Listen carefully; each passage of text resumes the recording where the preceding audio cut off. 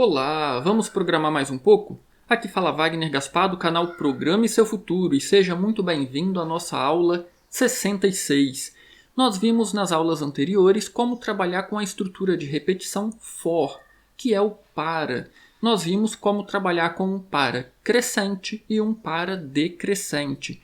Porém, em ambos os exemplos que nós escrevemos aqui, a gente sempre estava trabalhando com um incremento exatamente igual a 1.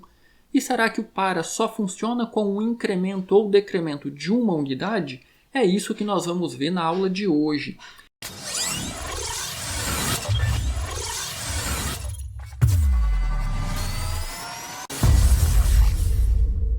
Vamos resolver aqui um pequeno probleminha. Imagine que nós desejamos aí imprimir na tela a lista de todos os números ímpares presentes no intervalo de 1 até 100. Com o que nós aprendemos até agora, como que nós poderíamos resolver esse problema? Vamos criar aqui a nossa variável contadora, a variável que nós vamos utilizar dentro do para. Então, uma variável i, ela não precisa ser inicializada porque dentro do for nós vamos inicializar ela com um valor. E aí vamos colocar aqui então o nosso para. Com qual é a nossa condição inicial? Nós queremos os números ímpares de 1 até 100. Então, a variável i pode começar com o valor 1. Qual que é o nosso limite ou qual que é o nosso ponto de parada? Enquanto i for menor ou igual a 100. Agora nós teremos então o nosso incremento e da forma como nós aprendemos, incremento de 1 em 1. E aí, aqui dentro do for, o que nós precisaríamos? Esse nosso for começa em 1 e vai até menor ou igual a 100. Ou seja, ele vai passar por todos os números, tanto ímpares quanto pares. Então, nós precisamos de um if para verificar se a nossa variável i dividida por 2 dá resto diferente de zero. Por que diferente de zero? Porque eu quero os ímpares. Então, se o resto de i dividido por 2 for diferente de zero, significa que i é um número ímpar, por exemplo, 3. 3 dividido por 2, divisão inteira. O resultado da divisão é 1 e sobra 1. Então, é esse 1 que nós vamos comparar aqui com esse zero. Então, se o resto dessa divisão for zero, significa que i é um número ímpar. Então, nós vamos imprimir ele na tela. Opa! Printf. E aí eu vou imprimir um número inteiro. Então, %d, espaço, e aqui fora a nossa variável i. Será que isso vai funcionar? Vamos compilar aqui o programa e vamos testar.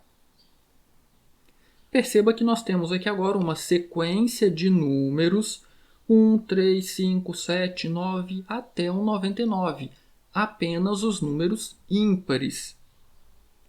Contudo, será que tem uma forma mais eficiente de fazer isso? Na verdade, tem sim. E aí nós vamos ver o incremento diferente de 1. Eu não sou obrigado a fazer um incremento ou decremento sempre de uma unidade. Pensa comigo aqui. Se a variável i começa com 1, 1 é ímpar, concorda?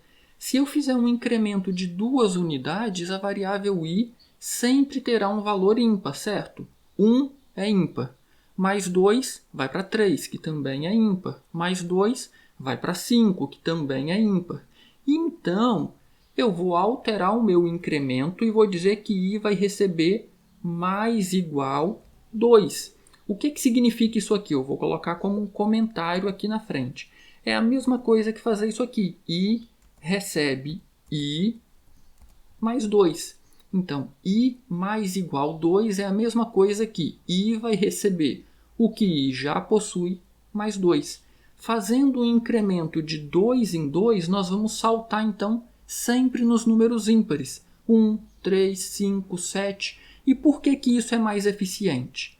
Porque agora eu não preciso fazer esse teste, concorda? Se eu estou saltando sempre entre números ímpares, eu posso imprimir todos os valores que a variável i vai assumir. Por quê? Porque ela só vai assumir valores ímpares. Quando ela chegar em 99, que é ímpar, 99 é menor que 100, verdadeiro, vai imprimir o 99 e eu vou somar mais 2. 99 mais 2, 101. 101 é menor ou igual a 100? Falso, e aí terminou o nosso para. Vamos testar o nosso programa? Vou compilar o meu programa. E aí perceba que nós temos exatamente a mesma sequência de números. 1, 3, 5, 7, 9, 11, até o 99. Todos os números ímpares no intervalo de 1 a 100. Então, sim, você pode utilizar o seu incremento e o seu decremento com valores diferentes de 1.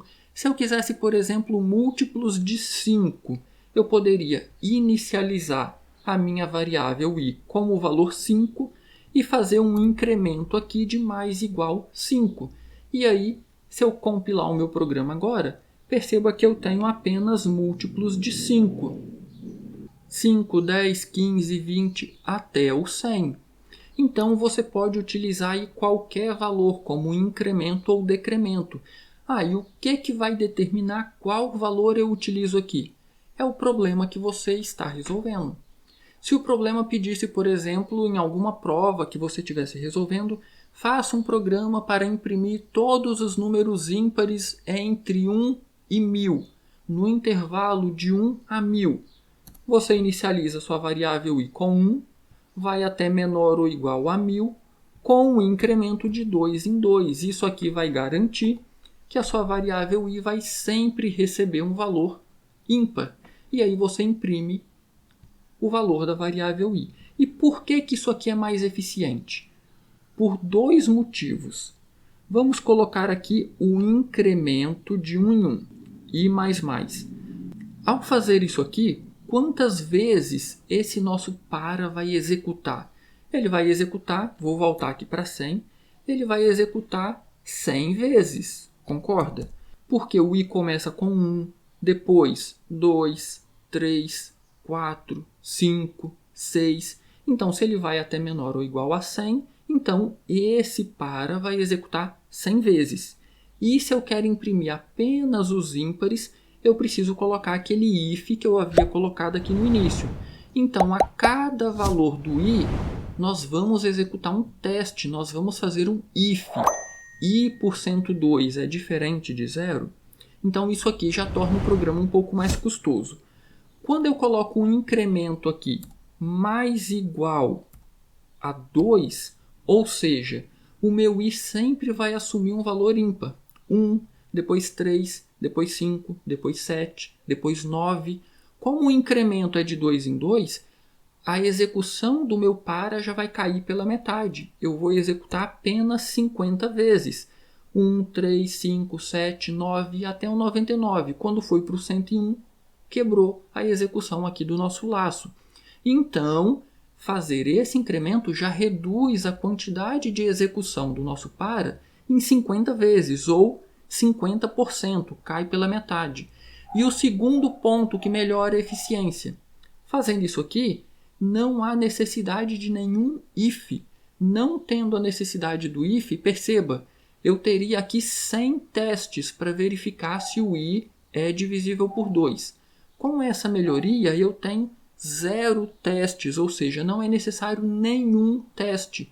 Então, essa versão aqui é muito mais eficiente do que uma versão com incremento de 1 em 1 e um if aqui verificando se o número é divisível por 2 ou não. E aí, já deixou seu like nessa aula? Deixa seu like aí. Isso ajuda muito o canal. Diz para o YouTube que o nosso conteúdo é de qualidade. E ajuda o canal a atingir os 1000 inscritos, vai? Apresente o canal para os seus amigos. E se você não se inscreveu ainda, eu te convido, se inscreva no canal. Afinal de contas, me diga, você está aprendendo com o canal, não está? E não esqueça, qualquer dúvida, posta nos comentários que eu terei o maior prazer em ajudar. Do mais, um grande abraço, bons estudos e até a nossa próxima aula.